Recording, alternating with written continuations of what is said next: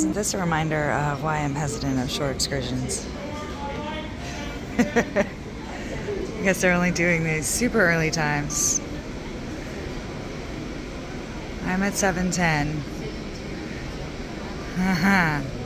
So, going to be a really fun early morning. Let's just all get herded like cattle. Like not even good cattle, not the happy cows.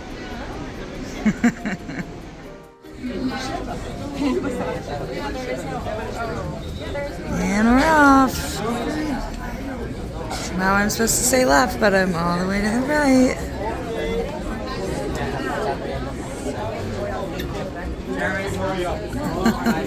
Okay, just try your best.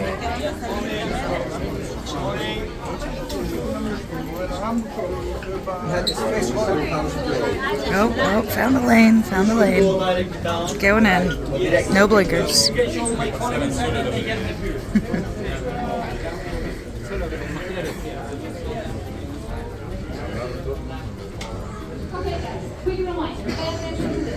Alright, now we get to wait in a different place. In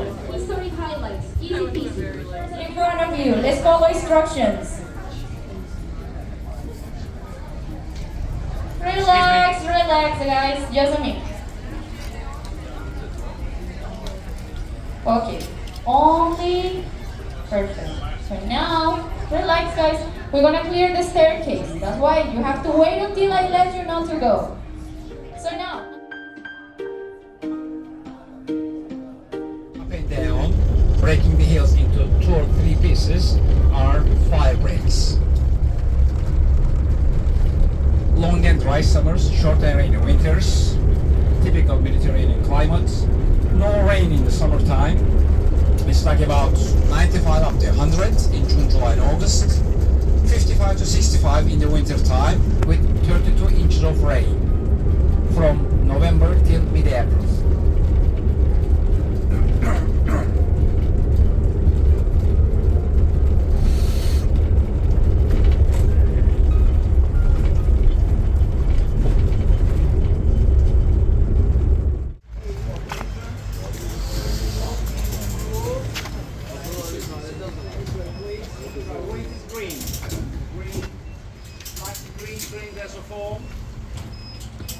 Show your sticker walkthrough, please.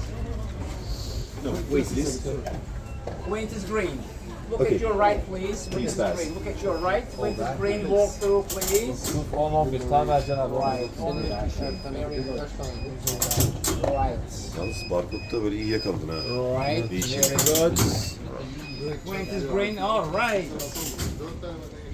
Well, we feed the dogs and the cats. They keep the rats away. Okay, folks. Now let's see if we get the Roman back. Start with the Roman back. We're going now.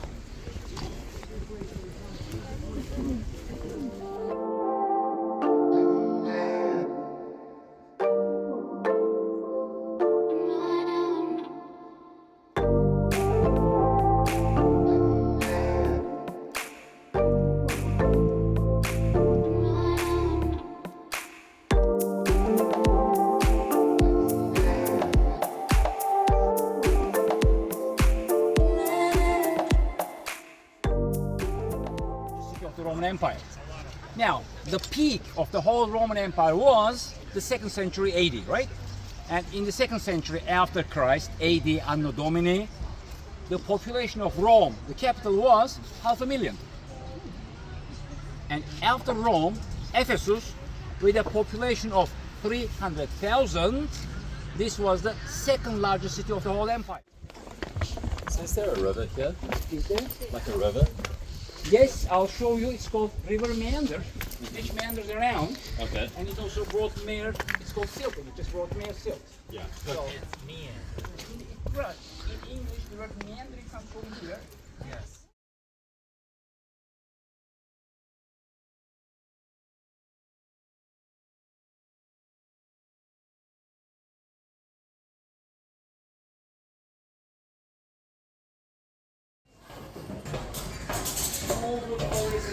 Entering the terrace houses.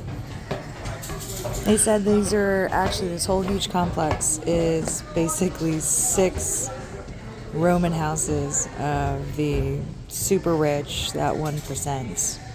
And it's a big complex, so it's really impressive.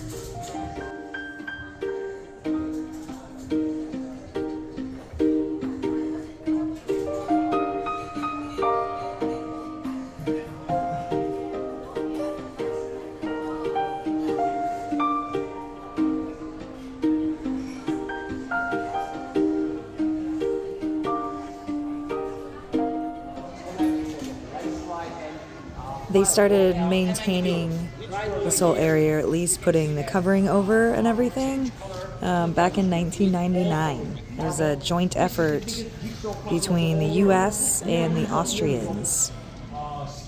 Their figs and peaches and whatever. So we are talking about an outdoor one from March till November. So the table's ready. Now, ladies and gentlemen, in 470 AD, in the 3rd century AD, there was a very big earthquake, and this earthquake caused a landslide. So the hill sliding all the way down destroyed the houses, the library, and the agora down there. Finished. It was either a music room or a library, because on the 3 sides of the room you can see the 9 muses of art. So this is our last piece. So these are all beautiful handmade and 9 beautiful. So let's go to the last house now.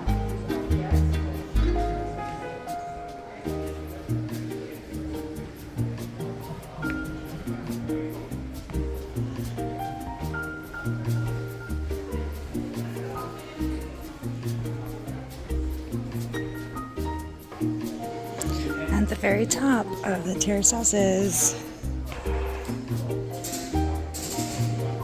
He said it's only about 100 steps in total. But this was lifestyles of the rich and famous back then.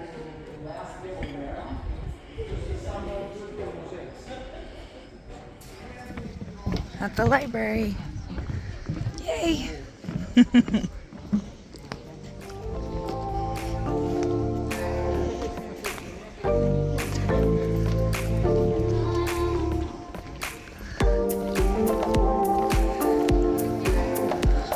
I like their style.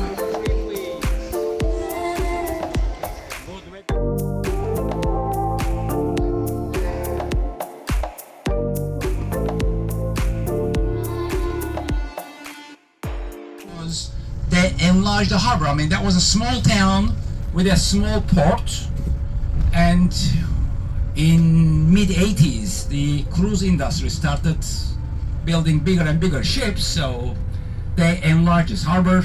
Big ships started coming here. The town started growing.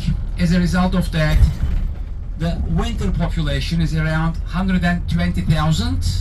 The summer population is roughly around 500,000. This is downtown, the city center. Yeah, there's a big difference between the summer and the winter populations. So this is the shopping area. Well, in comparison to Istanbul, as far as I know, this is the northbound cruise to Istanbul. Right over here, everything is in a walking distance in front of the ship. Ahead of us is the caravanserai. That was a hotel for the caravans in ancient times, built in the 17th century. And they built hotel. That was a hotel for the caravans in those days, with high and thick walls to protect the businessman of those days from Ali Baba and his 40 friends. All right, just got back into town, close to the port, which the gate's just up there. I declined the carpet lecture since we only have an hour once we've gotten back into town. But the ship excursion worked out really well, despite the absolute chaos of starting off this morning. There's only 10 to 12 people on our bus. The guide was extremely knowledgeable, so it made for a nice, easy day. I did just go in this little change office over there, and no papers, no anything. I tried to exchange 50 Israeli shekels, and he just handed me money. And I asked, and I was like, well, what rates? And I don't know if his English wasn't good, but he just handed me 150 Turkish lira. So I said, okay, hang on. So I just used my phone and went to Google and did a conversion rate, and he was definitely trying to gyp me by like half. So I just said, no, this is not good, and I got my shekels back, and I'll try again another time. But, you know, I imagine that's very tough for a lot of travelers, just walking into an office and, you know, you don't completely expect to get ripped off, maybe a little bit. But, so I have an hour in town, walk around for a little bit, back on the ship by 12.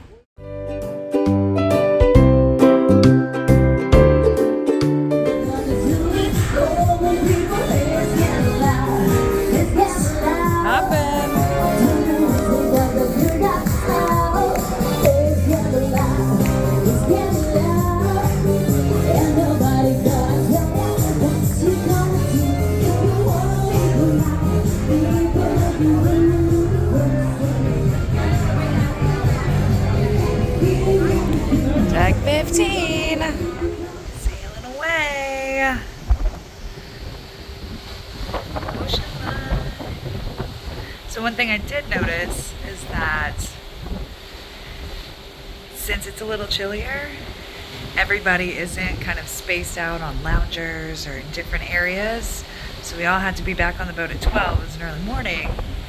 And then everybody was just congregated on like 15 and going for lunch, and there was like 7 million people, and people don't like to say excuse me or be aware of personal space, and it's like, oh, that makes sense. It's nice when we're a little bit more spread out and not trying to all do the same thing at the same time.